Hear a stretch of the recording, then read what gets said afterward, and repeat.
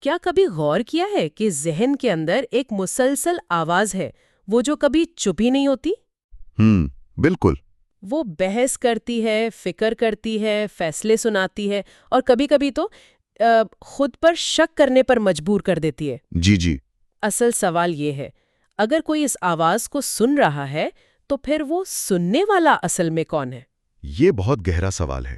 Michael singer کی کتاب the untethered civil اسی اندرونی شور سے پرے حقیقی ذات کی آزادی کی طرف ایک زندگی بدل دینے والے سفر پر لے جاتی ہے۔ ایک ایسی زندگی کا تصور جہاں خوف، پریشانیاں، ماضی وہ قابو میں نہ رکھ سکیں۔ بالکل۔ تو اگلے چند منٹ ساتھ رہیے، کیونکہ یہ کتاب صرف اس سوال کا جواب نہیں دیتی کہ کوئی کیا ہے، بلکہ روح کو آزاد کرنے کی چابی بھی، یوں سمجھیں، فراہم کرتی ہے۔ گرو یور مائنڈ میں خوش آمدید۔ اور یہ بتانا ضروری ہے کہ اس پیشکش میں وائس اوور کے لیے AI ٹولز کا استعمال کیا گیا ہے۔ آج ہم مائیکل اے سنگر کے نہایت مقبول اور واقعی گہری کتاب the untethered soul, the journey beyond yourself کے بنیادی خیالات پر بات چیت کریں گے۔ جی۔ ہمارا مقصد صرف کتاب کا خلاصہ پیش کرنا نہیں، بلکہ اس کے جوہر کو سمجھنا ہے، وہ حکمت جو شاید ہماری زندگیوں میں ایک بڑی تبدیلی لا سکتی ہے۔ بالکل۔ ہمارا مقصد یہ سمجھنا ہے کہ ہمارے اندر یہ مسلسل بولنے والی آواز، یہ ہے کیا؟ آتی کہاں سے ہے؟ اس کا ہماری زندگی پر کیا اثر ہے؟ اور سب سے اہم بات، کیا ہم واقعی یہی آواز ہیں یا اس سے کہیں زیادہ کچھ اور ہیں؟ ہاں، یہ سب سے بڑا سوال ہے۔ یہ کتاب ہمیں سکھاتی ہے کہ کیسے ہم اس اندرونی ساتھی سے، جو ہمارے ذہن پر تقریباً ہر وقت قابض رہتا ہے، آزادی حاصل کر سکتے ہیں۔ تو آئیے اس دلچسپ کھوج کا آغاز کرتے ہیں۔ کتاب کا پہلا حصہ ہی مجھے تو لگتا ہے جیسے جھنجھوڑ دیتا ہے، ہمیں اپنے اندر چلنے والی اس مسلسل گفتگو، اس ذہنی مکالمے سے روشناس کرواتا ہے۔ جی بالکل۔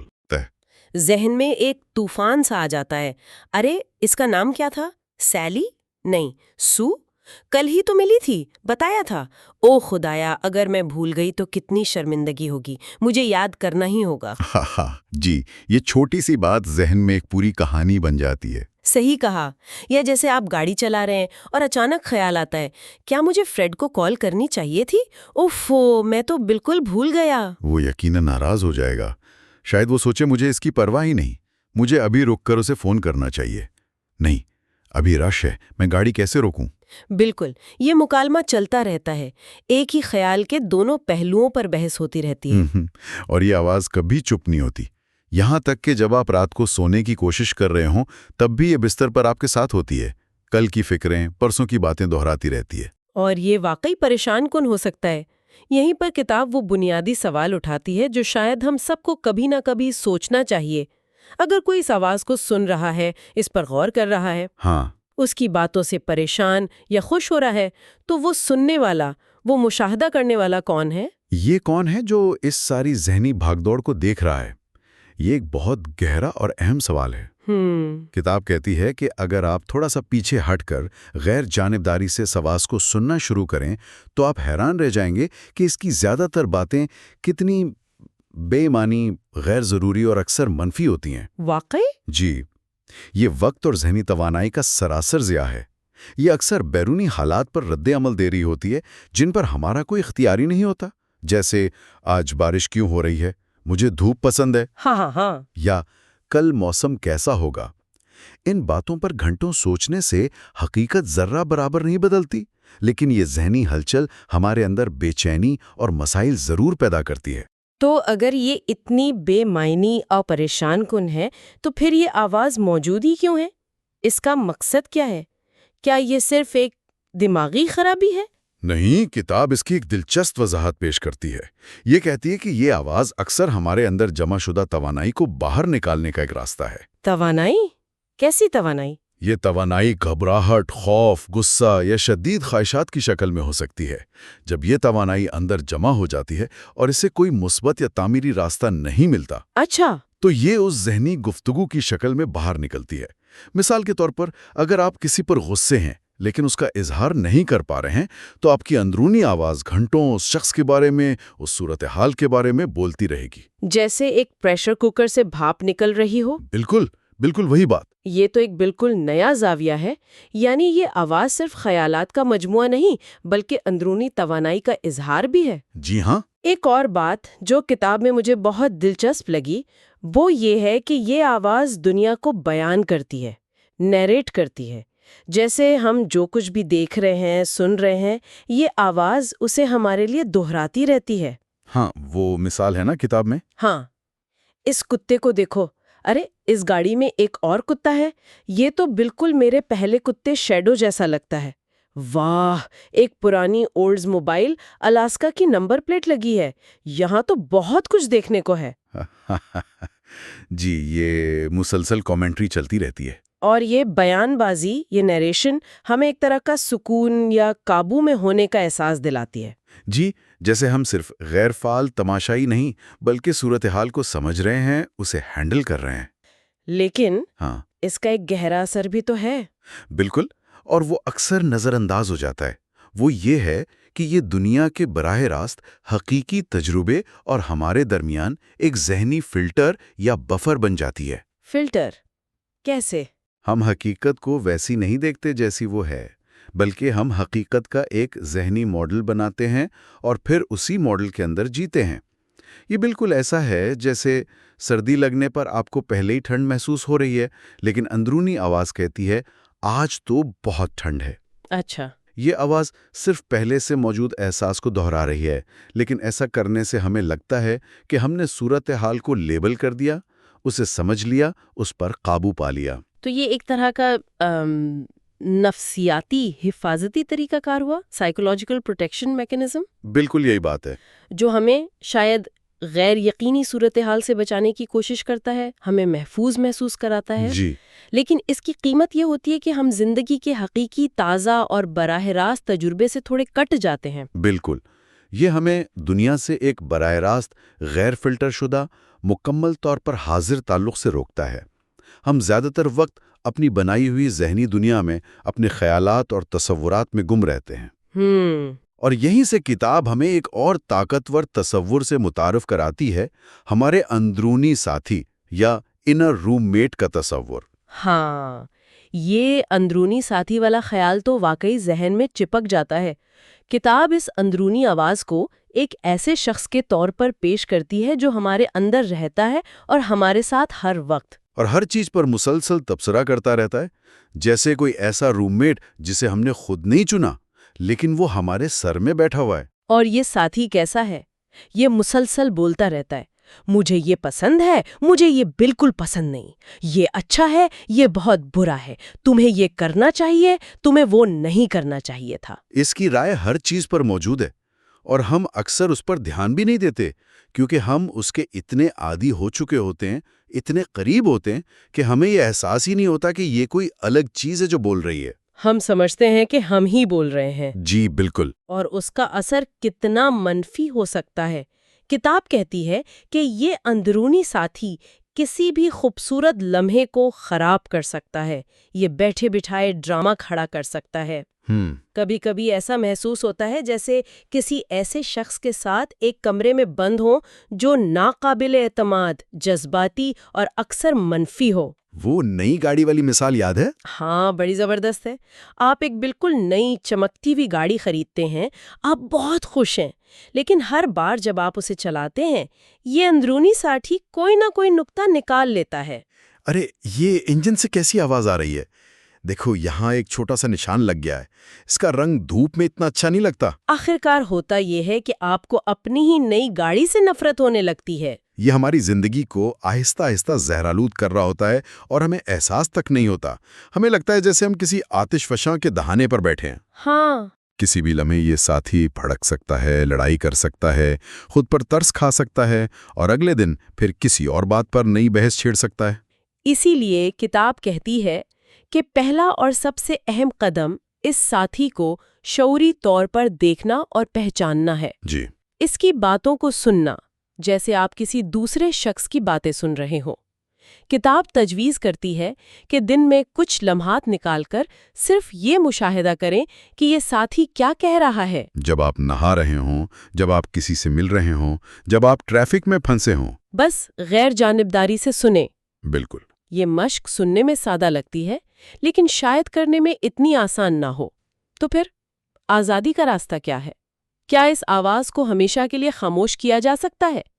کیا یہی مقصد ہے؟ دیکھیں، کتاب کا نقطہ بہت دلچسپ ہے۔ وہ کہتی ہے کہ اصل راستہ اس آواز کو خاموش کرنے کی کوشش میں نہیں ہے، کیونکہ وہ شاید ممکن ہی نہ ہو یا بہت مشکل ہو۔ اچھا، اصل راستہ اس آواز کو باہر سے دیکھنا سیکھنے میں ہے، اسے ایک شخصیت کے طور پر دیکھنا، اسے اپنے آپ سے الگ سمجھنا، یہ تصور کرنا کہ یہ کوئی اور ہے جو بول رہا ہے۔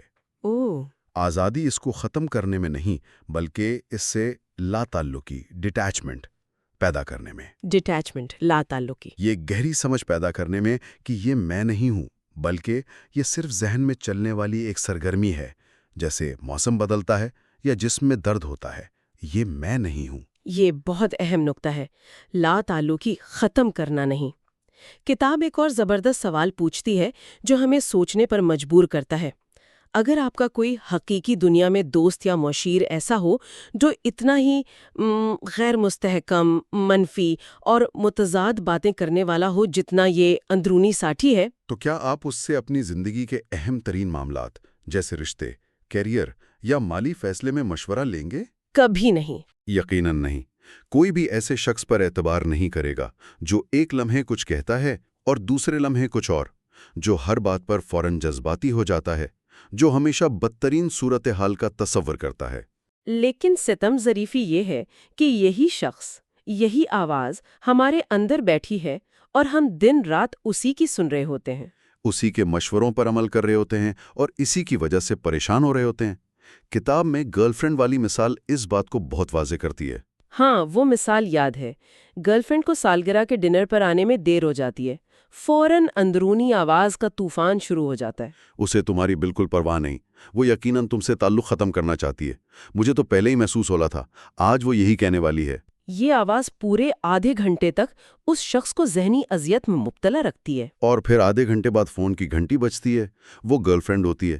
دیر اس لیے ہوئی کیونکہ وہ گھر پر دوستوں کے ساتھ مل کر ایک سرپرائز پارٹی کی تیاری کر رہی تھی۔ اوہ، وہ آواز جس نے اتنا ڈرامہ کیا، اتنی پریشانی پیدا کی، وہ مکمل طور پر غلط تھی۔ اس نے پچھلا آدھا گھنٹہ عذاب بنا دیا بغیر کسی وجہ کے۔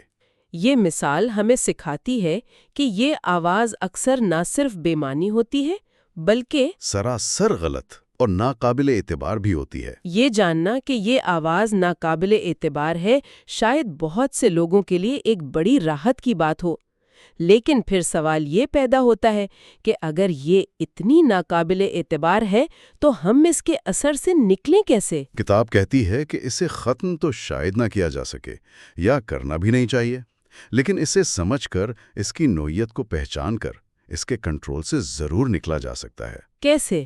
جب آپ سنجیدگی سے خود کا مشاہدہ کرنا شروع کرتے ہیں، جب آپ اس آواز کو دوسرا سمجھ کر سننا شروع کرتے ہیں، تو آپ کو آہستہ آہستہ احساس ہوتا ہے کہ آپ کی زندگی میں جو زیادہ تر مسائل ہیں، ان کی جڑ باہر کی دنیا میں نہیں، بلکہ آپ کے اندر بیٹھے اس مسئلہ پیدا کرنے والے میں ہے۔ بالکل۔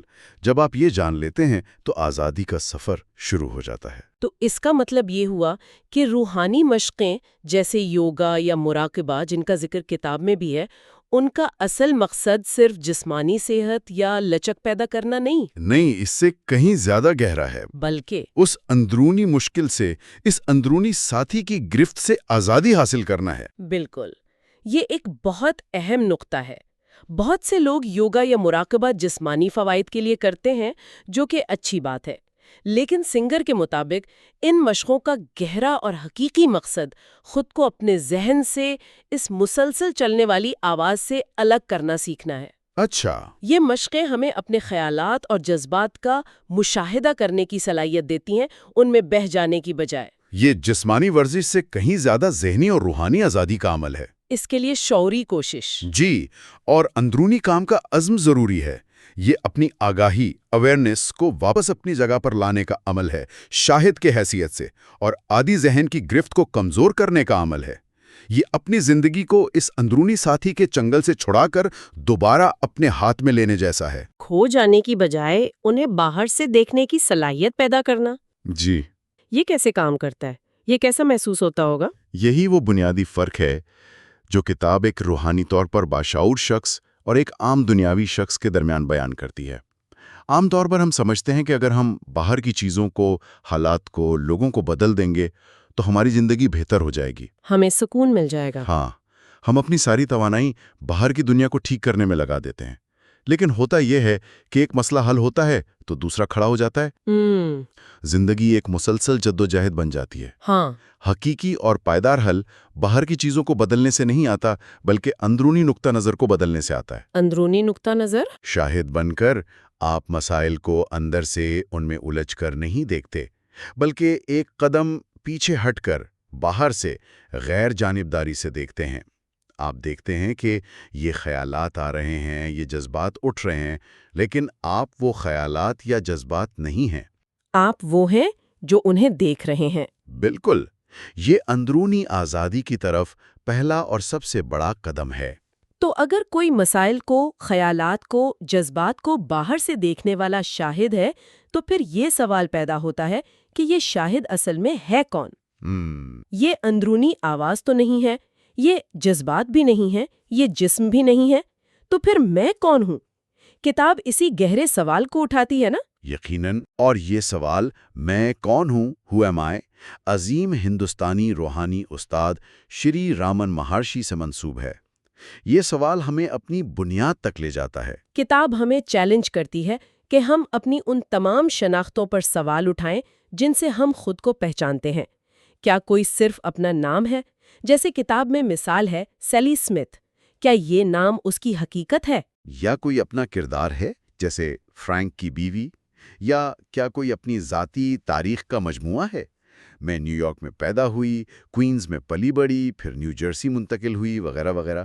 کتاب بڑی خوبصورتی سے واضح کرتی ہے کہ یہ سب تو صرف لیبلز ہیں، تفصیلات ہیں، کہانیاں ہیں جو ہم نے اپنے بارے میں بنائی ہیں۔ جی، اگر کوئی جیسے سیلی اسمتھ فرینک سے ملنے سے پہلے بھی موجود تھی، اور اگر خدا نہ خواستہ فرینک مر جائے یا وہ اس سے الگ ہو جائے تب بھی موجود رہے گی، تو وہ مستقل طور پر فرینک کی بیوی کیسے ہو سکتی ہے؟ صحیح بات ہے، یہ تو ایک عارضی کردار ہوا۔ اسی طرح نام، تاریخ، پیشہ، یہ سب بدل سکتا ہے۔ یہ ہماری اصل بنیادی ذات نہیں ہے۔ تو پھر اصل ذات کیا ہے؟ جب آپ اس سوال میں کون ہوں پر سنجیدگی اور گہرائی سے غور کرتے ہیں تو آہستہ آہستہ یہ احساس پیدا ہوتا ہے کہ اصل میں ان تمام تجربات، کرداروں، لیبلز یا یہاں تک کہ خیالات اور جذبات کا مجموعہ نہیں ہے۔ اچھا، اصل میں تو وہ شعور ہے، وہ آگاہی ہے جو ان سب کا تجربہ کر رہا ہے، وہ خاموش مستقل موجودگی جو ان تمام بدلتی ہوئی چیزوں کے پیچھے ہے۔ اور یہ ہمیں واپس وہیں لے آتا ہے جہاں سے بات شروع ہوئی تھی، خود کو اس اندرونی آواز، ان خیالات، ان جذبات، ان شناختوں سے الگ سمجھنا کتنا ضروری ہے۔ وہ سب آتے جاتے ہیں جیسے بادل آسمان پر آتے جاتے ہیں، لیکن جو آسمان ہے، جو ان سب کا مشاہدہ کر رہا ہے، وہ شعور، وہ شاہد، وہ مستقل ہے۔ بالکل۔ آزادی اسی شعور کو، اسی شاہد کو پہچاننے میں ہے جو ان سب کے پیچھے، ان سب سے پرے ہے، یہ سمجھنے میں کہ آپ وہ سمندر ہیں، نہ کہ اس کی سطح پر اٹھنے والی لہریں۔ تو اگر ہم آج کی اس گہری گفتگو کا نچوڑ نکالیں تو سب سے اہم نقطہ یہ ہے کہ ہمارے ذہن میں جو یہ مسلسل آواز چلتی رہتی ہے، جو ہمیں کبھی خوش کرتی ہے، کبھی پریشان، وہ ہماری حقیقی ذات نہیں ہے۔ یہ صرف ذہن کی ایک عادت ہے، ایک سرگرمی ہے۔ اور اس کی گرفت سے آزادی کی کنجی، اس کے شور سے باہر نکلنے کا راستہ، آگاہی اور لا تعلقی ہے۔ اس آواز کو ایک اندرونی ساتھی کے طور پر دیکھنا۔ جی، اس کی باتوں کو غیر جانبداری سے سننا، اور بار بار خود کو یاد دلانا کہ یہ میں نہیں ہوں، یہ سمجھنا کہ میں وہ ہوں جو اس آواز کو سن رہا ہوں۔ اور کتاب کا وعدہ یہی ہے کہ اس سمجھ اور مسلسل مشق کے ذریعے اس اندرونی شور، ان غیر ضروری خوف اور پریشانیوں سے آگے بڑھ کر حقیقی آزادی، سکون اور ایک بھرپور زندگی حاصل کرنا ممکن ہے۔ اور آخر میں ہم سب کے لیے ایک غور طلب نقطہ چھوڑ جاتے ہیں جس پر شاید غور کرتے رہنا ہی اس سفر کا حصہ ہے۔ اگر کوئی وہ آواز نہیں ہے جو اس کے اندر بولتی رہتی ہے تو اصل میں وہ کون ہے؟ شاید اس سوال پر سنجیدگی سے غور کرنا ہی آزادی کی طرف پہلا قدم ہو۔ ہمیں امید ہے کہ مائیکل سنگر کی دی انٹیتھرڈ سول پر یہ گفتگو آپ کے لیے سوچ کے نئے دروا کرے گی۔ گرو یور مائنڈ چینل کو سبسکرائب کرنا نہ بھولیں۔ اگر آپ کو یہ گفتگو پسند آئی ہو اور مفید لگی ہو تو اسے لائک کریں اور اپنے دوستوں اور عزیزوں کے ساتھ شیئر کریں تاکہ یہ خیالات زیادہ سے زیادہ لوگوں تک پہنچ سکیں۔ آپ کے وقت اور توجہ کا بہت شکریہ۔